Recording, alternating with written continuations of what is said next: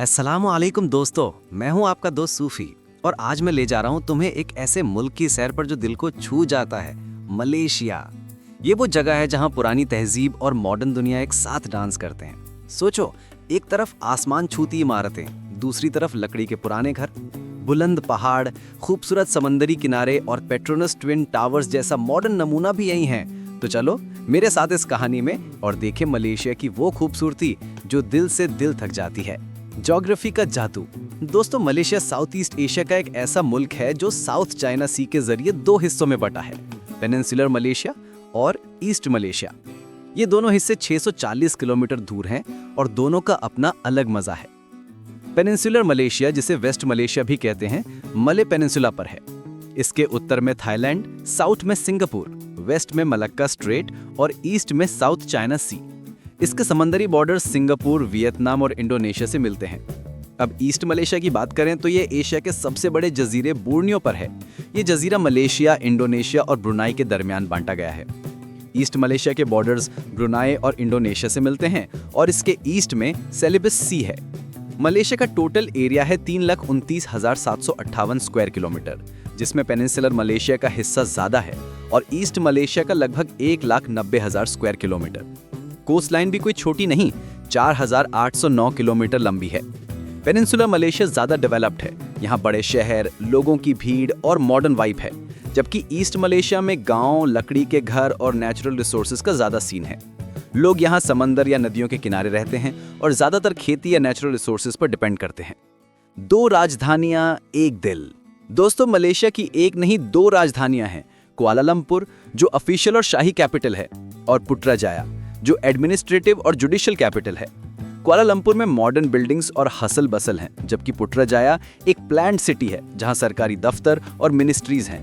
Total आबादी लगभग 35 million है और यहाँ डाइवर्सिटी का जादू है। लोगों को दो ग्रुप्स में बांटा जाता है, भूमिपुत्रा, जो मूल निवासी हैं जैसे मले और इंडिजिनस ट्राइब्स, और नॉन भूमिपुत्रा, जैसे चाइनीज और इंडियन ओरिजिन के लोग। मलेशियन कॉन्स्टिट्यूशन भूमिपुत्रा को कुछ स्पेशल राइट्स भी देता है।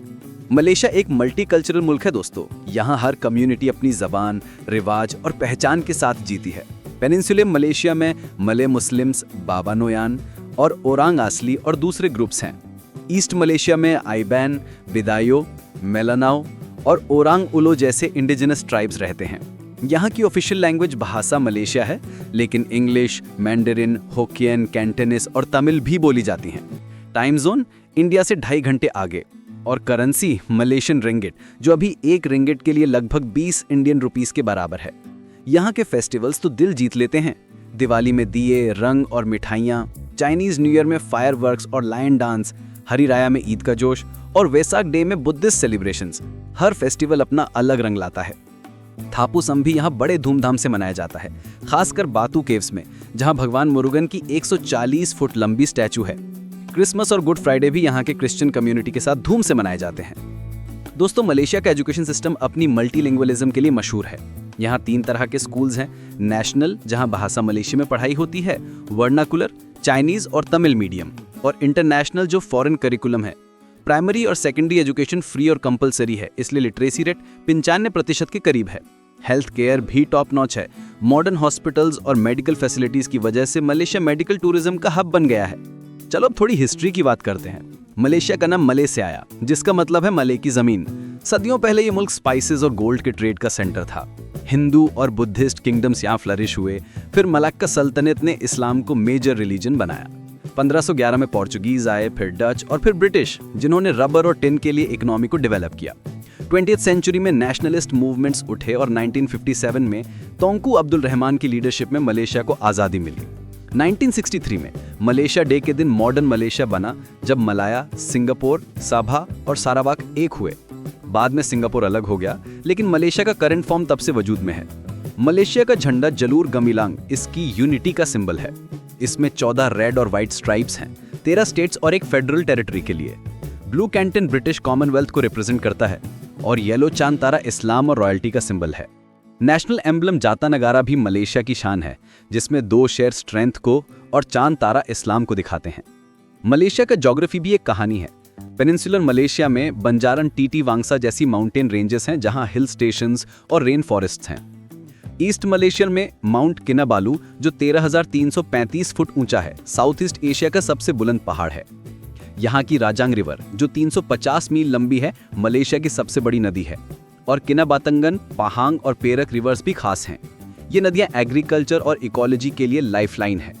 मलेशिया का क्लाइमेट ट्रॉपिकल है, गर्मी, नमी और 2 मॉनसून्स, साउथ वेस्ट यानी मई से सितंबर तक और नॉर्थ ईस्ट यानी नवंबर से मार्च तक।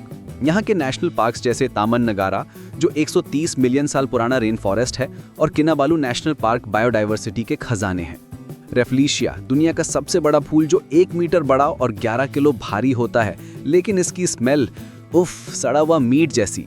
मलयन टाइगर, ओरंगुटैन्स, प्रोबोसिस मंकीज और हॉर्नबिल्स भी यहाँ के वाइल्ड लाइफ का हिस्सा है। अब बात करते हैं मलेशिया के टूरिस्ट स्पॉट्स की जो बिल चुरा लेते हैं। कुआलालंपुर में पेट्रोनस ट्विन टावर्स 452 मीटर ऊंचे, दुनिया की टॉलेस्ट ट्विन बिल्डिंग्स हैं। इनकी 86 फ्लोर पर ऑब्जर्वेशन डेक से पूरा शहर एक ख्वाब लगता है।